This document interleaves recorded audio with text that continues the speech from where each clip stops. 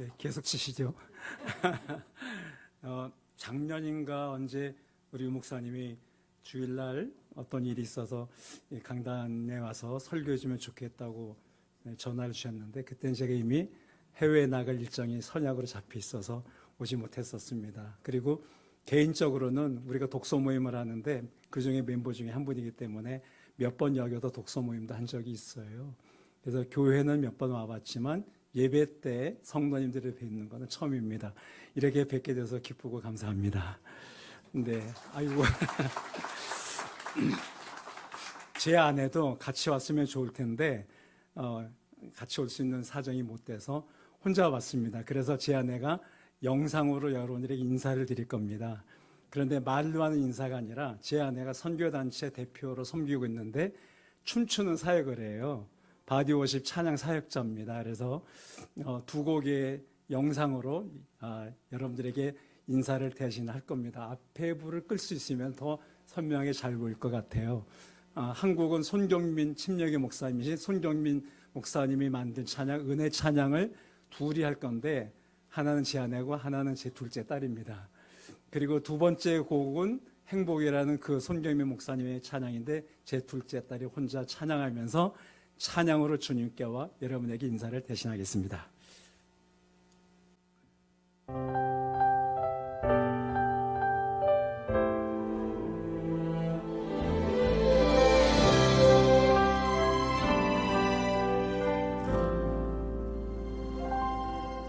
내가 누려왔던 모든 것들이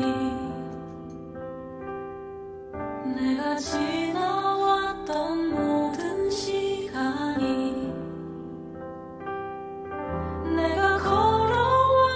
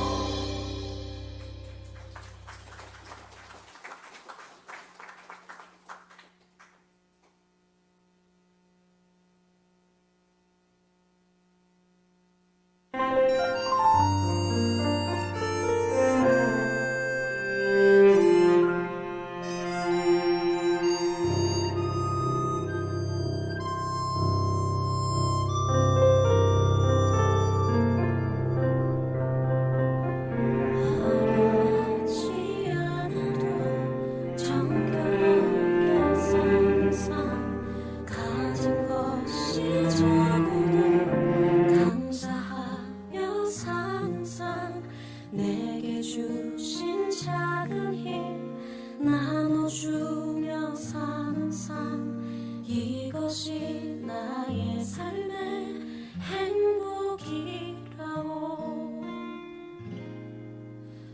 눈물 날 일 많지만 기도할 수 있는 것 억울한 일 많으나 주를 위해 찾는 것 비록 짧은 작은 삶 주 뜻대로 사는 것 이것이 나의 삶의 행복이라오 이것이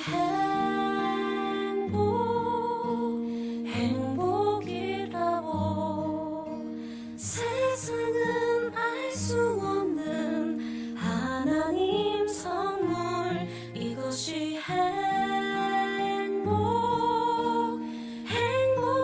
행복이라고 하나님의 자녀로 살아가는 것 이것이 행복이라고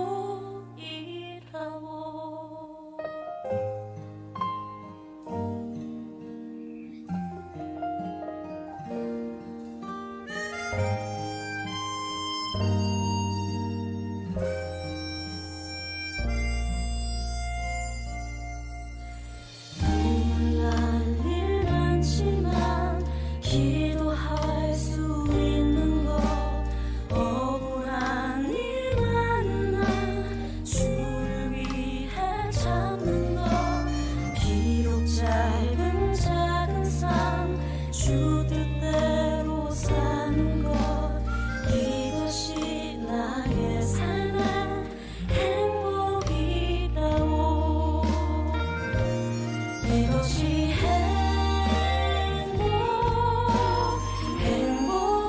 행복이라오 세상은 알 수 없는 하나님 선물 이것이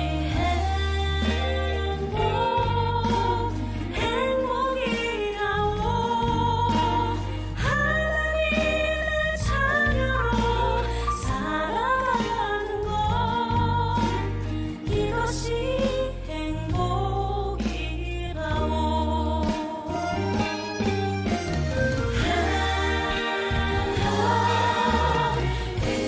행복이라오 세상은 알 수 없는 하나님 선물 이것이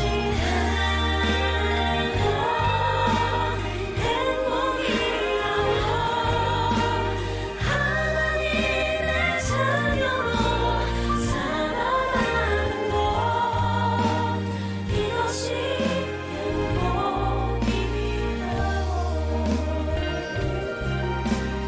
이것이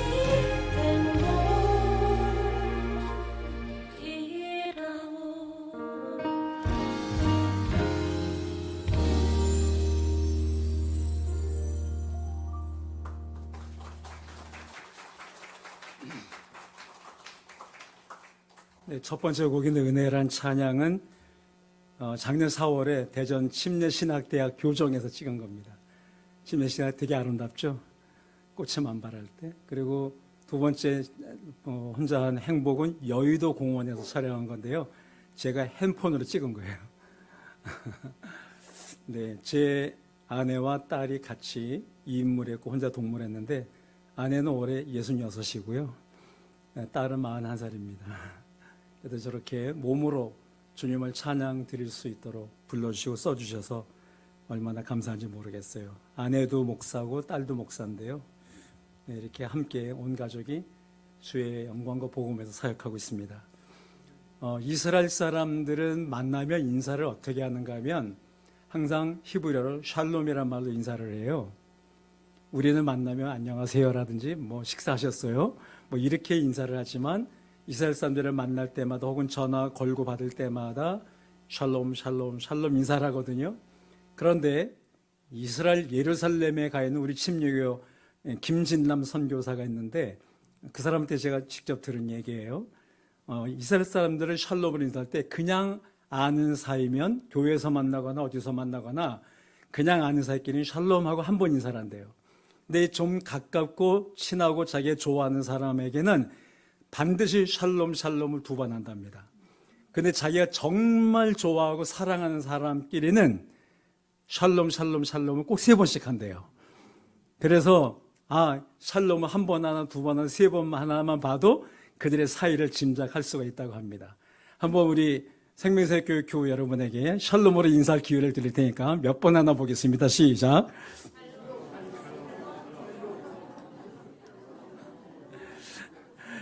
네, 갑자기 친한 체 하시는 거죠.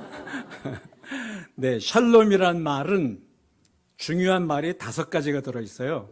첫째, 평안이란 말이 있어요. 혹은 평화. 그냥 단지 밤새 안녕하셨어요? 혹은 식사하셨어요?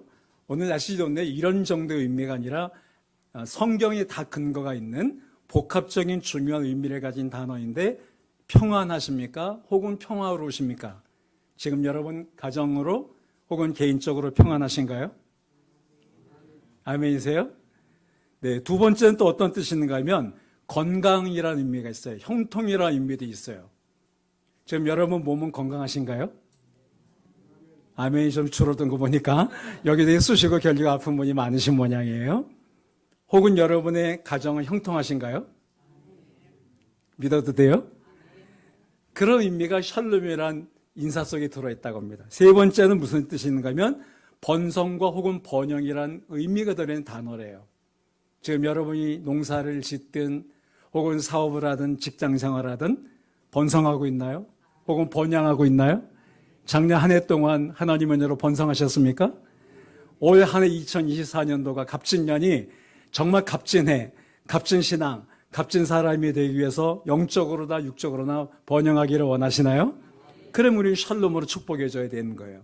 4번째 의미는 조화 혹은 질서 이런 의미가 들어있는 단어라고 합니다. 하나님과의 영적인 조화, 그리고 또한 인간관계에 있어서의 아름다운 조화, 영적인 질서, 육적인 질서, 교회 안에도 조화와 질서가 있어야 되는데 간혹 어떤 교회를 가보면 교인끼리 싸우거나 파가 나뉘어 있거나 갈등하고 있거나 아픔을 경험하는 교회가 더러 있더라고요. 생명사역 교회는 그렇지 않고 하나님뿐 아니라 서로 성도 간에 아름다운 조화와 영적 질서가 있는 평화로운 교회인 줄로 믿습니다. 여러분 인간관계는 조화로우신가요? 정말이신가요? 간혹 보면 교회 안에 잘난 척하는 분들이 계세요. 누가 쓴 글에 이런 말이 있더라고요. 교회는 삼척 동자만 잡으면 된다. 삼척 동자가 뭐냐? 아는 척하고 가진 척하고 잘난 척하는 사람들. 많이 배웠다 그러고 나 박사학위 소지자야. 나 아무기 회사 사장이야. 우리 집안에 할아버지가 대감을 지내셨어. 그래서 어쨌단 말이에요. 가진 척, 잘난 척, 아는 척을 너무 많이 해요. 저는 가방끈이 짧아서 박사학위는 없어요. 더 정확하게 말하면 정식 석사학위도 저는 없습니다. 대학원을 다니긴 했지만 학위는 없어요. 근데 제가 갖고 있는 진짜 좋은 학위가 하나 있어요. 그게 뭔가 하면 박사학위보다 더 높은 밥사학위를 갖고 있습니다. 저는 많은 사람에게 밥을 사고 있습니다. 우리 교단 선교사님들이 60개국에 760명 현재 나가 있는데 조금 과장되게 말하면 몇 명 빼놓고는 다 제 밥을 얻어먹었습니다. 저는 늘 선교사님들을 매주마다 한두 가정씩을 만나요. 한 달에 한 번은 해외를 나가고요. 올해만도 제가 해외 방문 계획이 약속된 정해진 곳이 12개국이고요. 3개국은 지금 출하 중에 있습니다. 거기까지 결정되면 15개국을 순회해야 돼요. 올해만. 작년에 10개국, 재작년 12개국을 순회했고요. 가서도 제가 항상 밥을 삽니다. 모든 선교사 때 애들까지 다 데리고 오라고. 타교단 선교사 친한 사람 있으면 데리고 오라고. 괜찮다고. 그래서 어떨 때는 한 끼 밥값만 100만 원씩 나가요. 막 30명, 40명씩 오면. 좀 좋은 데 가면은 100만 원, 7, 80만 원 좋게 나오더라고요. 한국에 들어온 모든 선교사들이 거의 저를 만납니다. 그러면 제가 항상 밥을 사드려요. 그리고 그분들 얘기를 귀담아 들어드리고 기도 제목 나누고 그걸 글로 옮기고 이런 일을 제가 하고 있는 거거든요. 저는 그 학위가 너무 좋아요. 어떤 분은 만난 지 10년, 20년 됐는데 밥 한 번 사는 걸 본 적이 없는 분이 있으세요? 밥은커녕 쓴 커피 한 잔 대접받은 적이 없으세요? 그분들은 불쌍한 분이라 생각해요. 관계가 너무 정말 부끄러운 사람들이죠. 그래서 제가 이 얘기를 어디에 가서 했어요. 그러면서 뭐라 그러는가 하면 어느 글을 읽었는데 행복이 뭐냐? 행복이란 평생 동안 누구를 만나든지 밥을 살 수 있는 정도의 여유가 있으면 그것이 행복이다. 이 얘기를 했어요. 내가 어느 책에 이런 글을 읽었다. 그랬더니 어떤 저 뒤에 있던 인도의 문바이에서 사역하는 선교사님이 손을 번쩍 들더니 목사님 그거 누가 한 말인지 제가 압니다 그러더라고요. 누군데 그랬더니 플라톤의 말이래요. 자기의 책에서 읽었대요. 와, 그런 유명한 철학의 대강 플라톤이 그런 멋진 말로 하셨네. 행복이 뭐냐? 누구를 만나든지 평생 동안 내가 밥을 살 수 있는 여유가 있으면 행복이다. 여러분 행복하십니까? 행복하기 원하세요? 여러분 우리 같은 교우들에게 밥 산 적 있으세요? 목사님 사모님 초청해서 밥 산 적 있으세요? 이웃 사람에게 밥 산 적 있으세요?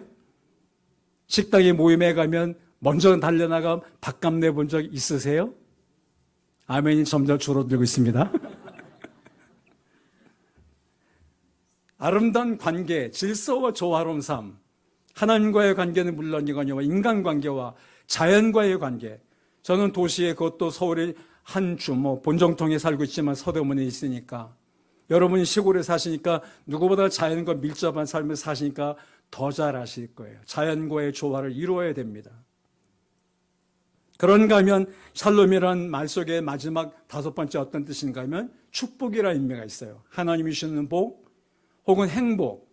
첫날 저녁 설교하셨던 우리 행복전도사 이준혜 목사님의 별명이 우리 교회 행복전도사거든요. 만날 때마다 행복하냐고 물어보고 전화할 때라든지 또 실제로 그가 행복한 삶의 본을 보이는 귀한 분이시니까. 그런데 아까 우리 유 목사님이 제 소개할 때 하나 빼놓은 게 있으시네요. 식당에서 밥을 먹으면서 그러더라고요. 목사님 오늘 목사님을 어떤 분으로 소개해 주시면 좋겠습니까? 묻더라고요. 식당이 아니라 커피숍에서 차 마실 때. 그러다 제가 그랬죠. 이준혜 목사님보다 조금 더 좋은 사람이라고 소개해달라고. 그걸 빼놓으셨어요. 아마 이 목사님 저기 와 계시니까 눈치가 보였던 모양이에요. 여러분 정말 행복하십니까? 얼굴에 써 있어요. 행복? 기쁨? 평안 써 있어요? 제 얼굴에 써 있는 거 보이시죠? 영안이 열린 사람들이 보이실 거예요. 얼굴이 왜 이리 빨간지 저도 모르겠어요. 거울 보고 깜짝 놀랐어요. 꼭 술 먹고 온 사람, 술 취한 사람 같아. 그죠? 아마 새술에 취해 있는 모양입니다. 샬롬이라는 말은 5가지. 평안하십니까? 건강하십니까? 그리고 삶이, 사업이, 인생이 번성하고 번영하십니까? 질서와 조화로운 삶을 살고 계시나요? 축복된 인생, 행복한 삶을 누리고 계시나요? 이런 의미가 다 들어있는 중요한 한 단어가 야훼 샬롬이에요. 근데 여호와란 말을 대개 히브리인들은 안 써요. 그 이름은 너무 지존하신 이름이기 때문에 그 이름을 빼고 그냥 다른 말로 아도나이라고 불러요. 주여란 뜻이에요. 그런 샬롬으로 축복해요. 샬롬 샬롬 샬롬 이 말은 하나님이 주시는 평안이 당신과 당신의 가정에 생명새 교회 위에 당신이 건강하고 형통하기를 그리고 번성하고 번영하는 주인공 되시기를 그리고 질서와 조화로운 삶을 살고 계시기를 그리고 하나님이 이루어주신 축복과 행복한 삶을 이 땅에서 살아가십시오 라는 기원의 마음을 담아 주고받는 인사가 샬롬이래요.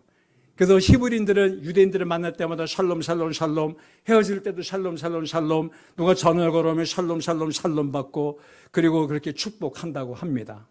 저는 우리 생명새 교회가 그런 샬롬의 복과 은혜가 이 5가지 복이 넘치는 교회가 되기를 원하고요.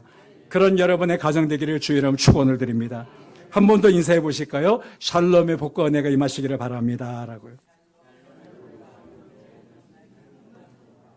한 번 더 하실까요? 행복하시길 바랍니다. 아멘. 저는 조금 전에 우리 목사님과 함께 본문으로 어디를 읽었죠? 요한복음 몇 장이죠? 네, 존댓말 여쭤봤는데 반말로 팍팍 대답하시네요. 네, 요한복음 15장 1절로 8절을 읽었습니다. 그 중에 제가 강조하고자 하는 게 8절이에요. 한 절, 그래서 설교가 그렇게 길지는 않을 것 같아요. 오래 하지 않을 거니까 잘 들으시면 좋겠습니다. 누군가 말하기를 설교를 짧게 한 자는 복이 있나니 저가 다시 초청을 받을 것이요. 네, 그래서 이 아름다운 생명의 교회 다시 초청받고 싶어서 설교를 질리도록 하고 싶지 않습니다. 1절에 보면 나는 참 포도나무여 내 아버지는 농부다 이런 말씀이 있습니다. 하나님께서 자기의 직업이 뭔지를 주님을 통해 밝힌 것은 신약성경에 여기에 유일합니다. 나는 포도나무여 내 아버지는 엔지니어다 이런 말씀 없으세요. 내 아버지는 대학 교수다, 변호사다, 판검사다 이런 인사 없으세요. 내 아버지는 농부다. 어쩌면 여러분들과 너무 직접적으로 연결되어 있는 직업일 수 있습니다. 다는 아니겠지만 나는 포도나무고 내 아버지는 농부다라고 말씀을 하세요. 그렇다고 본다면 우리는 농부의 자식들이에요. 왜? 하나님 아버지가 우리 아버지시니까. 저와 여러분의 아버지가 우리 기도할 때마다 아버지, 아버지, 하나님 아버지 감사합니다. 아버지 하나님 고맙습니다. 우리 하나님을 꼭 아버지라고 불러요. 물론 어깃장 놓고 어떤 여성 신학자들은 어머니 하나님이라고 부르는 사람도 있지만 그러면 하나님의 아버지라면 우리는 그의 자녀들이잖아요. 그런데 우리 아버지가 농부시래요. 물론 여기 말하는 농부란 말은 세상의 논밭에 농사를 짓는 농부가 아니라 영적인 농사를 짓는 농부시라는 의미죠. 그렇다면 우리도 농부가 땅에서 나는 귀한 열매를 바라고 이른 봄철부터 늦가을까지 땀 흘려 일하듯이 우리도 길이 참고 열매를 거두기 위해 일하는 농부의 삶을 살아야 된다라는 말이죠. 주님의 친동생인 야고보 사도가 야고보서 5장 7절에서 이렇게 말씀을 하세요. 우리 한번 같이 읽어보실까요? 그러므로 형제들아 주의 강림하시기까지 길이 참으라. 보라 농부가 땅에서 나는 귀한 열매를 바라고 길이 참아 이른 비와 늦은 비를 기다리나니. 우리 보고 주님의 동생 야고보 사도가 말씀합니다. 형제들이여 주님이 재림하실 때까지 강림하실 때까지 그 때가 언제인지 알 수는 없지만 길이 참으라 인내해라. 마치 농부가 땅에서 거둘 귀한 열매를 바라고 길이 참으면서 이른 비와 늦은 비를 기다리면서 농사를 짓듯이. 사실 우리가 봄철에 씨를 뿌리고 기경하고 파종하지만 바로 거두는 것도 덜은 있겠지만 우린 늦가을까지 가야 곡식들을 오곡백과를 추수하잖아요. 그때까지 참잖아요. 농부들이. 뭘 바라고? 딱 한 가지. 귀한 열매를 바라고. 그래서 오늘 제 설교 제목이 뭐예요? 열매예요. 농부가 농사 짓는 이유는 단 한 가지밖에 없습니다. 열매를 거두기 위해서입니다. 꽃을 보기 위해서 농사 짓는 게 아니에요. 농부의 유일한 소망은 자기가 기경하는 논과 밭에서 목적하는 열매를 거두기 위해서, 그것이 야채 밭가 됐든 혹은 과일이 됐든 혹은 곡식이 됐든 농사를 짓는 거잖아요. 하나님은 우리에게서 꽃이 아니라 열매를 찾고 계세요. 열매. 하나님은 꽃에 관심이 없으세요. 성경 어디를 읽어봐도 내 인생을 꽃 피워라 이런 말씀은 없어요. 그런 구절도 없어요. 그런데 열매란 말씀들은 성경의 곳곳에 굉장히 많이 나옵니다. 하나님은 열매에 관심이 아주 많으세요. 꽃이 아니라 열매를 찾으세요. 화려한 꽃처럼 화려한 인생이 아니라 열매를 맺는 성도가 되라는 겁니다. 우리에게. 여러분 성경 읽을 때 한 번이라도 하나님께서 너희 인생을 마음껏 꽃 피워봐. 세상 사람들이 그런 말이에요. 화려하게 피었다고 꽃처럼. 성경은 그렇게 말하지 않아요. 주님의 관심은 꽃에 있지 않아요. 꽃은 열매를 맺기 위해서 필요 조건일 뿐입니다. 꽃이 떨어져야 열매가 맺히기 시작한 겁니다. 농부의 목표는 열매지 꽃이 아닙니다.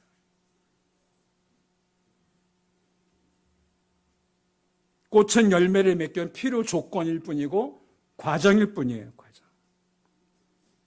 그런데 열매를 맺지 못하면 하나님은 싫어하세요. 심지어 그토록 사랑 많으신 우리 주님도 무화과 나무를 보고 저주를 하신 게 있어요. 마가복음 11장 13절 14절 말씀을 보시면 같이 읽어보실까요? 멀리서 잎사귀는 한 무화과 나무를 보시고 혹 그 나무에 무엇이 있을까요? 가셨더니 가서 보신즉 잎사귀에 아무것도 없더라.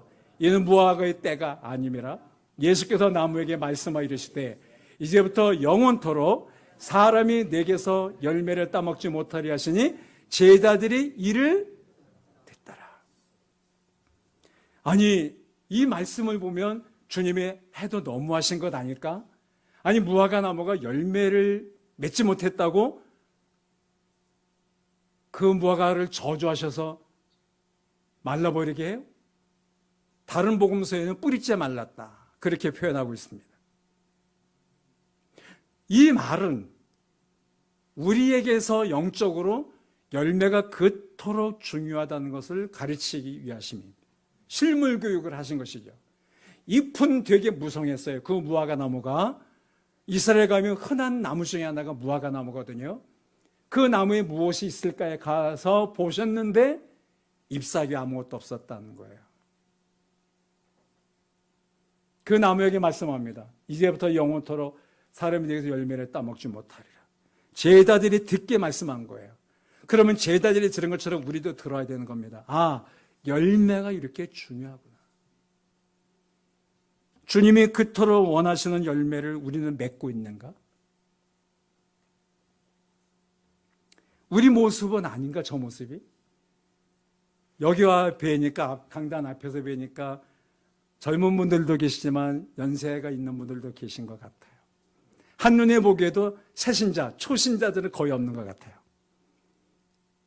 일일이 확인할 게 없겠지만 아무리 안 돼도 5년, 10년 혹은 20년 그 이상 믿은 분들도 계신 것 같아요.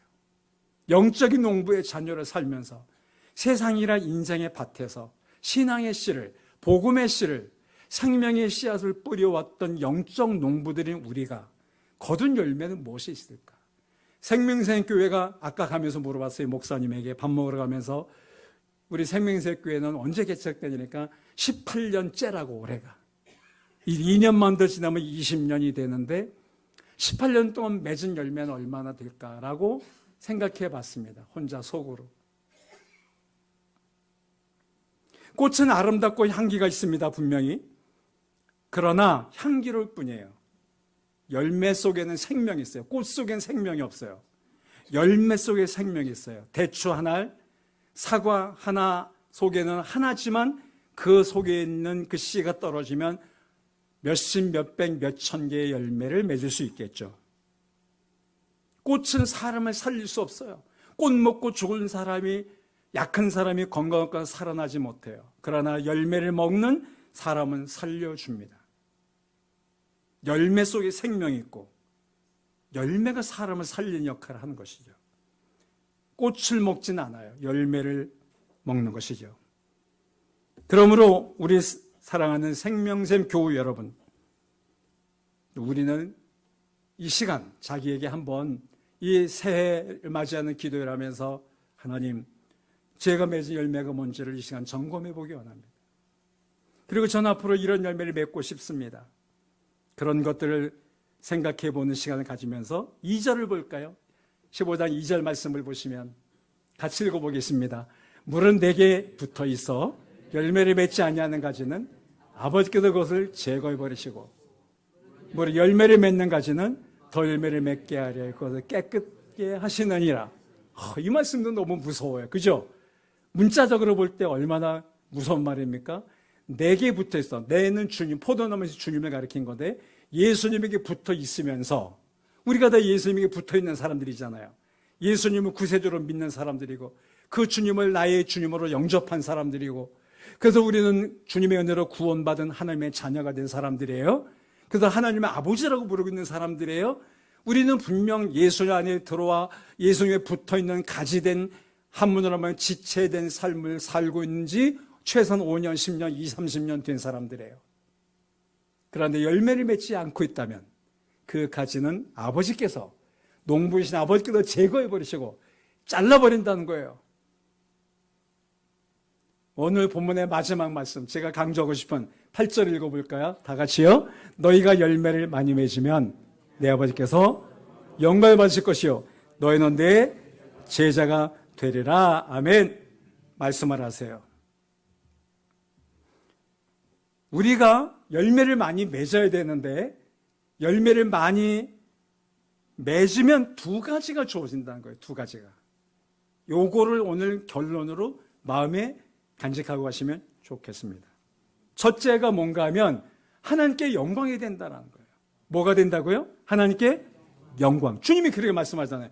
너희가 열매를 많이 맺으면 내 아버지께서 뭘 받으실 것이요? 영광 받으실 것이요. 열매를 많이 맺지 못하면 반대로 거꾸로 하나님이 아버지가 영광 받지 못하신다는 거예요. 예수님의 말씀이세요. 너희가 열매를 그냥 맺으면이 아니라 많이 맺으면 내 아버지께, 농부이신 아버지께 영광이 될 것이요. 우리가 너무나 잘 아는, 우리 목사님께도 많이 듣고 배웠을 여러분 귀에 따갑도록 다 마음에 암송하고 있는 말씀이잖아요. 고린도서 10장 31절. 그런지 너희가 먹든지 마시니 무엇하든 다 하나님의 영광이에요. 우리가 사업을 하든 농사를 짓든 직장생활을 하든 혹은 여기서 어떤 삶의 모습으로 사시든 우리는 한 가지를 위해 사는 거예요. 하나님의 영광을 위해요. 저는 순회 선교사로 매달 한 번씩 거의 1년이면 최소한 10달 이상을 해외를 다니고 있습니다. 뭐 때문에? 하나님의 영광을 위하여. 여러분이 농사 짓는 목적이 뭔가요?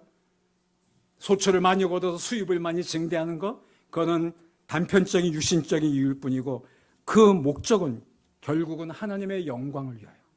사업을 하든지 직장생활을 하든지 무엇을 하시든지 하나님의 영광, 심지어 먹는 것도 밥을 먹을 때도 저는 이걸 위하여 하나님의 영광에 먹습니다.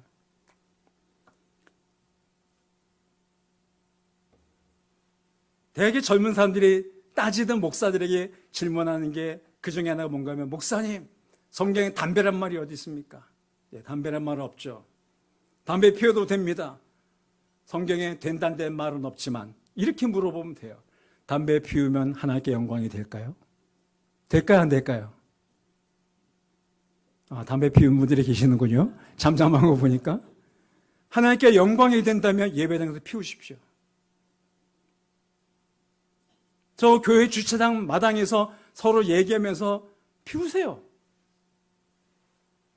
술 마시면서 하나님께 영광이 된다? 그러면 맘 놓고 마시세요. 눈치 볼 거 없어요. 아니, 성경에 술 취하지 말라 그랬지 마시지 말라는 데가 어디 있습니까? 구차하게 찌질하게 이런 걸 들고 와서 목사에게 따지는 이상한, 그 사람 입 벌리면 이가 다 상해 있을 거예요. 네? 아니 좋아요. 술 안 취해도 마셔도 안 취하면은 마시세요. 그게 하나님께 영광이 된다면. 꼭 그게 술, 담배 요것만 예를 든 것이지 뭐 도박도 마찬가지겠죠. 하나님께 영광이 되면 하세요. 영광이 안 되면 하지 말아야 되는 거죠. 너무 간단해요. 자기에게 물어보세요. 내가 지금 이 하고 있는 것이, 내가 지금 이 먹고 있는 것이, 내가 지금 마시고 있는 것이, 내가 지금 입고 있는 이 옷차림이, 내가 지금 예배드리는 모습이, 내가 지금 신앙생활하는 중심이, 내가 지금 이 사람과 갖고 있는 관계가 하나님께 영광이 되나? 안 된다면 하지 말아야죠. 어렵지 않아요. 꼭 신학서적 책 읽지 않아도 돼요. 대학원 가서 공부 안 하셔도 돼요. 학위 없어도 돼요. 내가 정말 하나님께 영광 돌리며 신앙생활하고 있는가? 영광 돌리는 장로인가? 영광 돌리는 권사인가? 영광 돌리는 재직인가? 영광 돌리는 그리스도인의 삶을 살고 있는가? 물어보면 돼요. 우리 구약성경 역대상 16장에 있는 말씀 29절 같이 읽어볼까요? 여호와의 영광에 합당한 영광을 그에게 돌릴지어다. 제머를 들고 그 앞에 들어갈지어다. 아름답고 거룩한 것으로 여호와께 경배할지어다. 여호와의 영광에 합당한 영광을 그에게, 즉 하나님 아버지께 돌리라는 거예요. 그냥 가지 말고 제물을 들고 그 앞에 들어갈지어다 이렇게 말씀을 하세요. 여기 말하는 제물은 무슨 헌금, 물질을 가리키는 말이 아닙니다. 뭐 그것도 포함되겠죠. 거룩한 것으로 여호와께 경배할지니라. 그에게 영광을 돌려라. 우리가 영광 받으실 하나님 아버지 앞에 드릴 아름답고 거룩한 제물은 무엇일까요? 예수님을 믿고 구원받은 영혼들을 말하는 것입니다. 하나님이 정말 우리에게 받기 원하는 돈? 아니에요. 성경에 뭐라 그래요? 하늘도 땅도 그 안에 있는 은도 금도 다 내 것이라 그랬어요. 하나님이 뭐가 하셔서 여러분이 바친 돈 몇만 원 그것 때문에 그걸 낸다고 안 낸다고 주님이 희낙낙하고 슬퍼하고 그러실 분이시겠어요? 그 재물은 주일 헌금 혹은 11조 감성금 봉투 이런 집회 때 내는 헌금 그걸 가리키는 말이 아니라 더 좀 차원이 높은 것이죠. 영광받기 원하시는 하나님께 드릴 거룩한 재물이 뭘까요? 바로 우리가 복음을 전함으로 구원받은 그래서 영적으로 추수된 영혼들을 하나님 앞에 드리는 삶. 생명샘 교회가 이 땅에 세워진 목적이 뭘까요? 뭐 여러 가지로 해석할 수 있겠지만 다른 것 다 빼고도 가장 중요한 것은 뭔가 하면 영혼 구원이에요. 교회가 영혼 구원하는 일을 해야지 다른 목적으로 교회가 세워졌겠습니까? 생명샘 교회를 통해서 이 마을 사람들이 주님을 만나고 복음을 듣고 십자가에 달리셨다 부활하신 예수 그리스도, 언젠가 영광 중에 우리를 데려 다시 오실 예수님, 그 예수님을 믿고 구원받아 언젠가 이 세상을 떠날 때 영원한 하나님의 나라를 들어가는 삶을 살도록 돕는 게 교회가 세워진 이유고 존재 이유고 목적의 역할 아닐까요?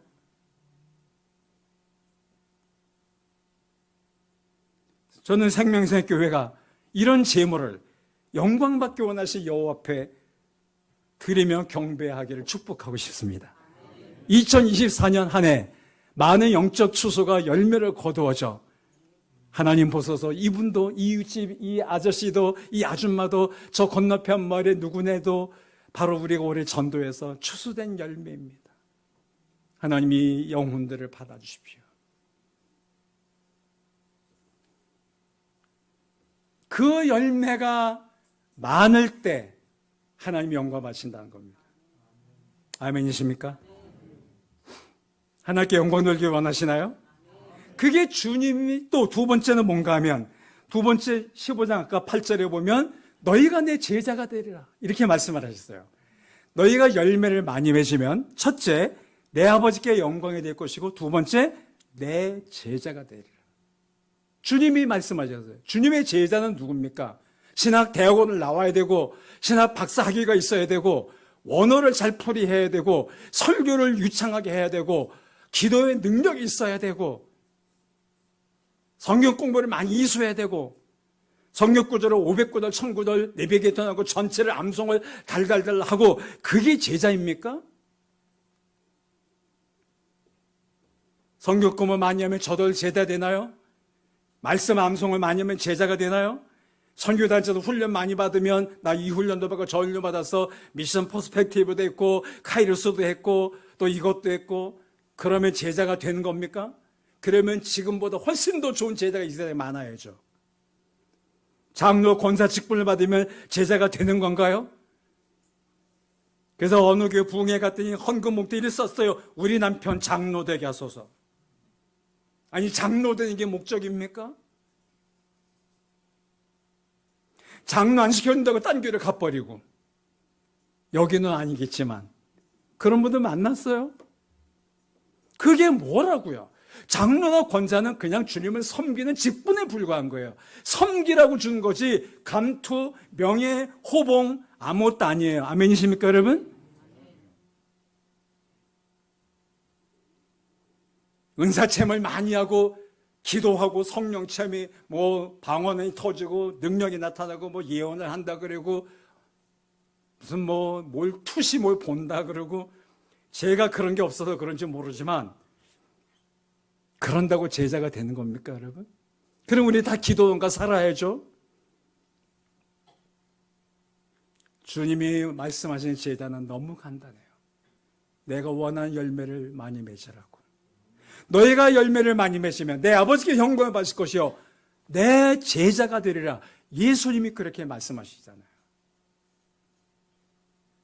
일자 무식이라 할지라도 가진 능력 없다 할지라도, 재산 없다 할지라도, 인물 반반하지 않다 할지라도, 젊고 싱싱하지 않다 할지라도, 성경 공부를 한 거 해본 적이 없다 할지라도, 성감성 못한다 할지라도 주님의 제자의 삶을 얼마든지 살 수 있습니다.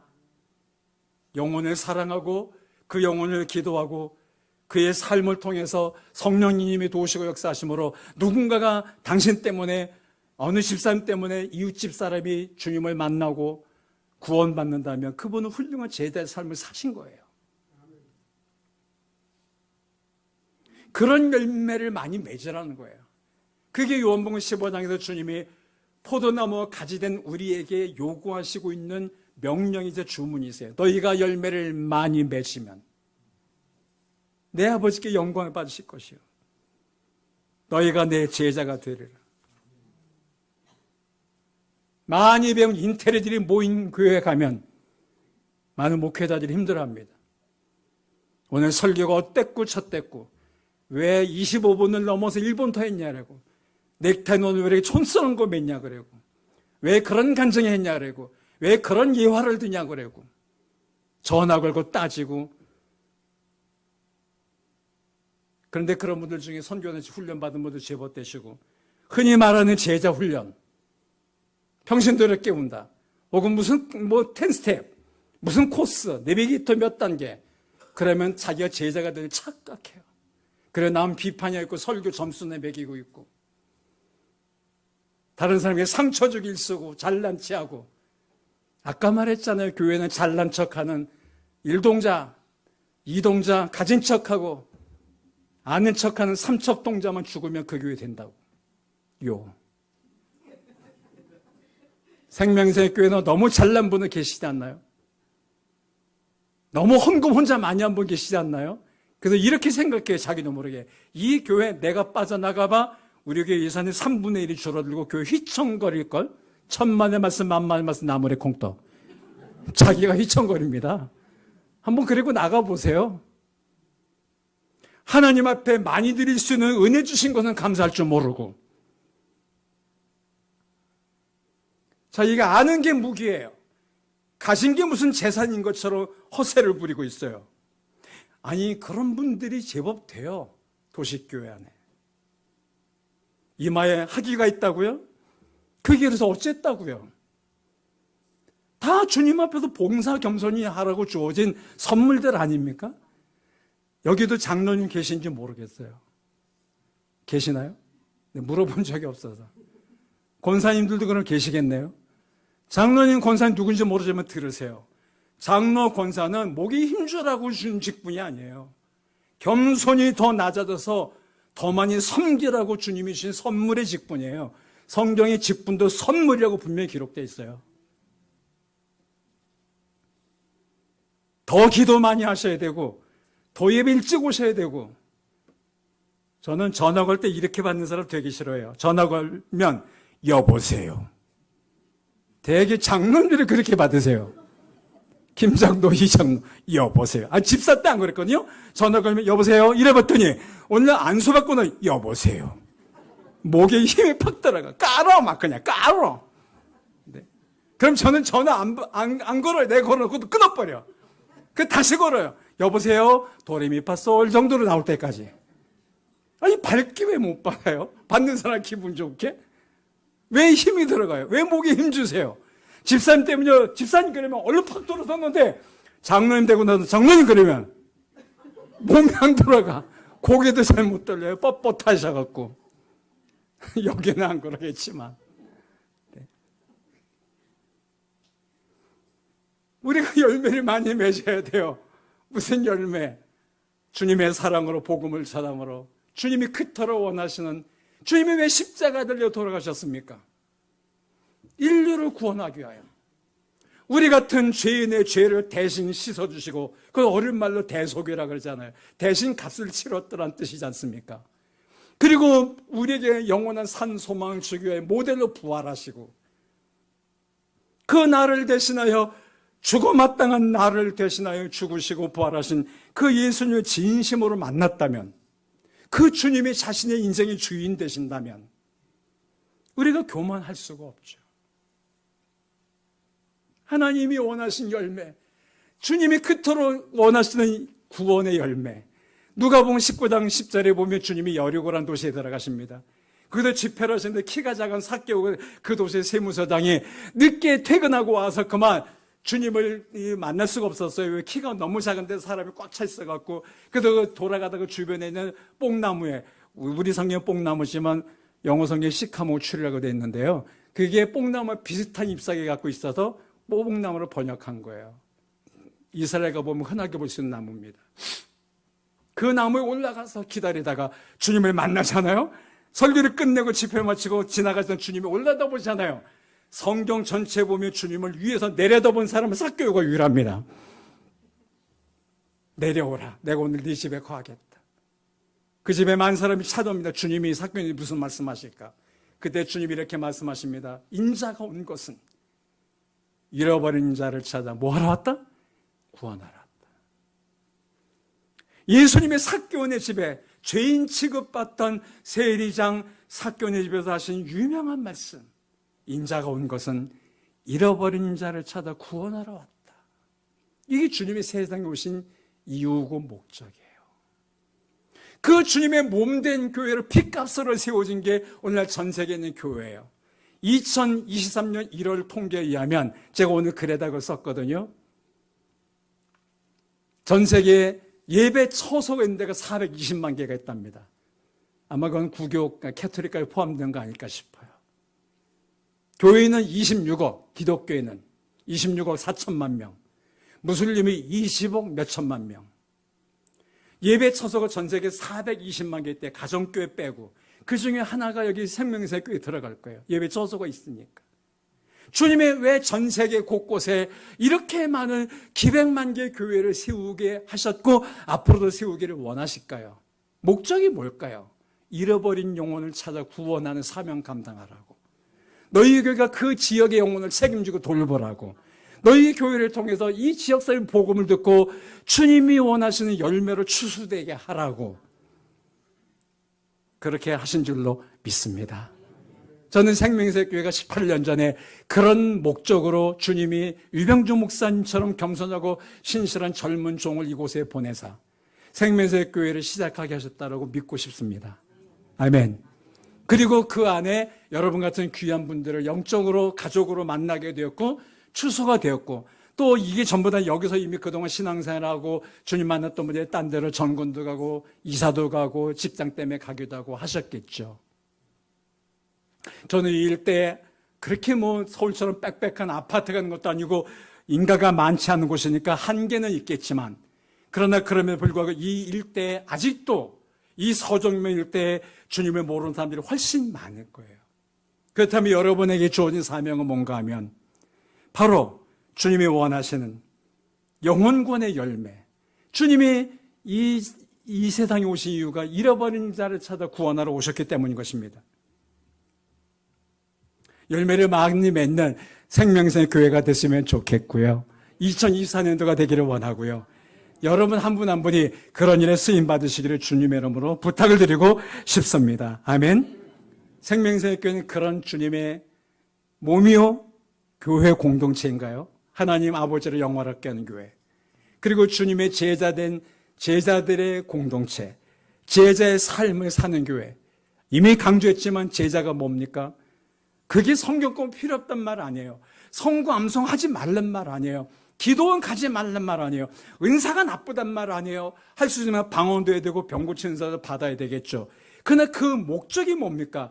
모든 목적은 다 하나님께 영광이요 주님의 제자로서 열매를 맺는 삶을 살기 위한 도구요 직분에 불과하다는 것이죠. 그 두 가지가 열매를 많이 맺는 자들에게 주어지는 특권이고 축복이에요. 내 아버지가 영광받을 것이다. 너희가 내 제자가 될 것이다. 할머니도 주님의 신실한 제자 될 수 있어요. 일자무식의 가방끈이 짧은 농부도 주님의 제자의 훌륭한 삶을 사실 수 있으세요. 몸이 병약해도 마육 주변 없어도 주님의 제자의 삶을 사실 수 있으세요. 이건 원래 오늘 제 설교 원고에 없는 건데 그냥 갑자기 이 얘기를 하고 싶어졌어요. 굳이 뭐 성령의 감동이란 말까지 붙이진 않겠습니다.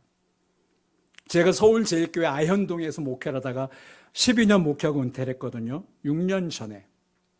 그리고 동시에 세계순회 선교사로 파송을 받아서 이렇게 선교사님들을 섬기는 일을 하고 있는데요. 제가 그 교회에 2006년도에 부임을 했어요. 18년 전에. 그 부임 설교를 마쳤어요. 그리고 설교를 마치고 목양실이 7층이었는데 7층 목양실에 잠시 오후 예배 좀 쉬고 있었는데 누가 노크를 했습니다. 그래서 들어오세요 했더니 호백발 할머니가 들어오셨어요. 그 할머니는 제 이름을 밝힐 수 없어요. 아직 그분이 살아계세요. 지금 103살이세요. 올해 104살 되셨어요, 이제. 수원중앙교회 가는 중앙양로원에 계세요. 그 할머니가 저를 이렇게 찾아오셔서 어떻게 오셨냐니까, 목사님, 오늘 목사님 부임 설교를 들으면서 생전 처음 듣는 설교를 들었습니다.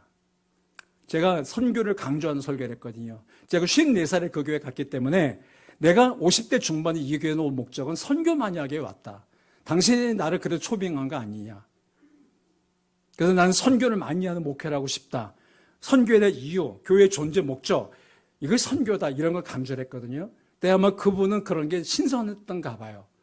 그 할머니가 오셔서 오늘 목사님 같은 설교를 처음 들었습니다. 저도 선교하고 싶습니다. 선교지에 제가 교회를 짓고 싶습니다. 저는 피부치가 한 명도 없습니다. 이북에서 내려왔습니다. 홀홀 단신으로 살고 있습니다. 이북에서 내려와갖고 배운 것도 없고 가진 것도 별로 없어서 남의 집 파출부를 15년을 했습니다. 어느 장로님 집에서 15년 동안 파출하면 그 집에서 기구하면서 먹고 자면서 파출부를 했기 때문에 자기가 돈을 모았는데 7,200만 원을 모았다는 거예요. 하나님께 11조 드린 거 외에는 1원도 안 썼대요, 자기가. 자기가 15년 동안 옷을 한 번도 사 입은 적도 없고 나가서 군것질을 한 번도 사 먹어본 적이 없다는 거예요.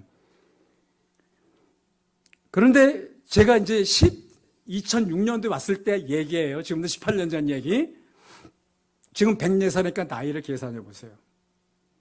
그래서 7,200만 원 갖고 있는데 오늘 목사님 설교 듣고 자기가 선교제 교회를 짓고 싶어졌습니다. 얼마면 교회를 한 채 집니까? 그래서 제가 그랬어요. 나라마다 다르고 도시가 어디냐, 위치가 어디냐, 그리고 땅 평수에 따라 다릅니다. 어떻게 지냐에 따라 다릅니다. 그러나 그 당시 18년 전 돈으로 동남아에다가 혹은 아프리카에다 교회를 지면 땅 사서 우리나라 또 5천만 원이면 한 200~300명 들어가던 건물을 질 수가 있습니다. 그랬더니 이 집사님이 그럼 다음 주에 제가 올 때 교회 헌금을 안 하고 5천만 원 목사한테 갖다 드릴 테니까 목사님 이걸로 선교제 교회 한 채 지어주세요. 그 다음 주에 정말 이 할머니가 5천만 갖고 오신 거예요. 18년 전 5천만이니까 지금 돈으로 최소 1억은 넘는 돈이죠. 그래서 제가 선교사를 많이 하니까 선교사로서 지금 예배당이 필요한 지역을 수소문하다가 찾은 게 캄보디아의 한 대이라는 전문대학교 교수 하시다가 평신도로 소명받아갖고 지금은 목사님은 그때는 평신도 선교사였어요. 평택의 송탄중앙교회 파송인데 너무 신실하고 사역을 잘한다는 소문을 들었어요. 만난 적도 없습니다. 그분에게 전화를 걸었습니다. 그래서 이름만 밝히지 않고 이만저만해서 우리 교회 호백발 할머니가 나한테 5천만 원 갖고 왔는데 찾다 기도 중에 당신 얘기를 들었다. 이걸 보낼 테니까 예배당을 지어달라. 그래서 제2의 도청소의 따까에우라는 곳에 땅을 300평을 사갖고 2층으로 예배당을 잘 졌어요. 짓다 보니까 1,000만 원이 모자라서 자기 돈 1,000만 원 어떻게 탁 끌어모았고 6천만 원에 그 교회를 지었습니다. 그래서 그 교회를 통해서 많은 젊은이들이 전도가 되고 지금 열매가 되게 많아요. 몇 년 세월이 흘렀는데 이 할머니가 또 찾아오셨어요. 그다음에 목사님 두 번째 교회를 짓고 싶습니다. 그동안 자기가 모아놨던 거, 그 다음에 정부에서 나오는 노령연금, 그 다음에 누가 용돈 좀 주면 교인들 중에 누가 조금 이제 혼자 사실 어르니까 안 됐으니까 가끔씩 뭐 주고 이러는 모양이에요. 그걸 다 맞다는 거예요. 5천만 원을 또 갖고 오셨어요. 또 교회 지어주세요. 그때는 제가 우리 교회 부교역자로 있던 평신도 선교사 출신이었던 지금은 그분도 목사가 됐는데 아프리카 잠비아에 홍현기라는 선교사님을 제가 보냈거든요. 보낸 지 1년 만에. 그래서 그것도 거기 보내갖고 거기다가 한 300명 정도 들어갈 수 있는 이보다 크게 예배당을 쳤습니다. 서울로 치면 강남 같은 곳에, 제3의 도시 은돌라라는 곳에 짓다가 보니까 모자랐어요. 그래서 연락이 오고 이메일이 오고 그래서 교회 앞에 광고를 했더니 어떤 성가대의 한 자매가 1,000만 원을 갖고 오고, 그분은 어머니처럼, 그분이 집이 수원 화성이었어요. 서울도 아니에요. 화성에서 교회를 다니신 거예요, 할머니가. 그러니까 그 부근에 사는 장로님이 자기 친어머니처럼 모시고 계속 다녔던 장로님과 1,000만 원을 보태고, 할머니가 또 어디서 어떻게 끌어모은지 1,000만 원 또 갖고 오시고, 그래서 9천만 원에 들여서, 그 당시 그 잠비아의 돈으로 볼 때 9천만 원이면 지금도 지금 한 3억 정도 되는 가치예요. 예배당을 잘 전화서 그 교회를 통해서 또 많은 영혼들이 구원받고 추수됐습니다. 지금은 학교까지 하고 있어서 더 많은 아이들이 복음 듣고 잘하고 있죠. 근데 이제 제가 은퇴할 때가 됐잖아요. 그 할머니 지금도 살아계세요. 아까 말씀드렸듯이 104세세요. 지금도 건강하세요. 전화 가끔 드리면 저를 위해 기도한다고. 목소리도 별로 안 떨리세요. 제가 은퇴하기 한 일주일 앞두고 저희 부부를 제 목양실로 찾아왔습니다.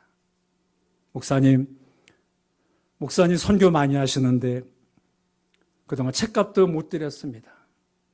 목사님, 선교사님들도 밥 많이 사주시고 돕는 걸로 하는데 책값 조금 드립니다 하면서 200만 원을 주신 거예요. 그래서 저한테. 그리고 제 아내한테는 2천만 원을 주면서, 사모님 선교단체 대표로 일하시는데 선교비 한번 드린 적이 없습니다. 이걸로 작지만 써주세요. 아내가 눈물을 받으면서 집사님께 약속을 기다렸어요. 집사님, 제가 지금은 받지만 이게 쓸 수 없습니다. 제가 반드시 몇 년 안으로 이 돈을 갚아서 집사님 이름으로 선교지의 교회를 세우겠습니다. 아내가 약속을 지켰어요. 그래서 네팔에 예배당을 쳤어요. 그 집사님의 이름으로. 104살 된 할머니 사님이 그렇게 보면 세 개의 교회를 진 셈이죠. 저는 지금 제가 왜 갑자기 설교 마지막에 이 얘기가 나온지는 알 수는 없어요. 여러분들에게 부담을 드리고자 하는 의도된 교육도 없습니다. 그분은 많이 못 배우셨어요. 일가 친척 없어요. 자식도 자손도 없으세요. 파출부 하셨던 게 그분의 거의 전 노후의 직업이었어요. 지금은 양로원 신세를 국가의 도움으로 지고 계세요. 그렇지만 아마도 모르긴 몰라도 제 책에 그분의 얘기가 쓰여 있습니다. 천국에 가면 저보다 그분의 상급이 크지 않을까. 꼭 눈에 보이는 예배당을 졌기 때문에 상급이 크다고 말하는 게 아닌 건 아시죠? 그분의 중심과 자세. 과연 나는 젊고 좀 책 좀 읽었다라고 잘난 체 많이 하고 설교했지만 이분처럼 내 전부를 들여서 예배당 한 채 쳐본 적이 있던가 내가. 그분이 지금 세 군데 예배당을 통해 많은 영혼들이 주께로 돌아오고 있어요. 열매가 추수가 많이 되고 있어요. 그분이야말로 아버지께 영광 돌린 분이고 주님의 제자 중에 제자 아니실까요?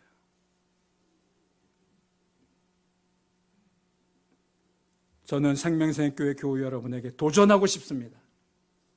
그냥 이 자리에서 편안하게 안주하거나 이 지역에서의 편안한 삶을 그냥 평안하게 누리지만 마시고, 언제 우리가 주님 앞에 부름받아 갈지는 모르겠지만 주님이 아무개야 이제 내 때가 다 됐다, 이제 그만 살고 내게로 오라고 부르실 때 주님께 갖다 드릴 열매가 뭐가 있을까? 내가 복음을 전해서 구원받은 몇 가정 있나요? 한 가정이라도, 자기 가족이라도 다 전도해서 구원받은 열매를 맺으셨나요?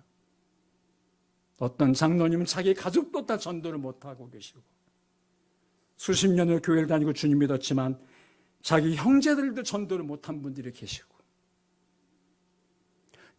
다른 가족들 지옥에 보내놓고 자기만 가는 천국이 뭐가 그렇게 영화로울까요?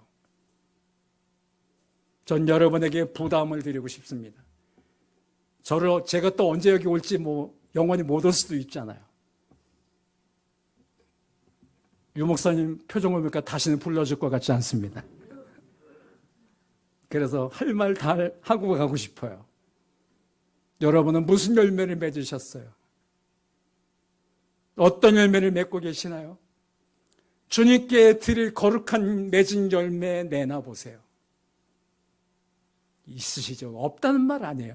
왜 없으시겠어요, 여러분? 그렇지만 도전하고 싶어요. 2024년도 한 해 생명새 교회를 통해서 주께로 돌아오는 영혼들이 열매로 추수되어 주님의 제단에 거룩하게 드려지는 기쁨, 그 일에 쓰임받는 영적인 농부들인 여러분, 주님의 진정한 제자가 되셨으면 참 좋겠습니다.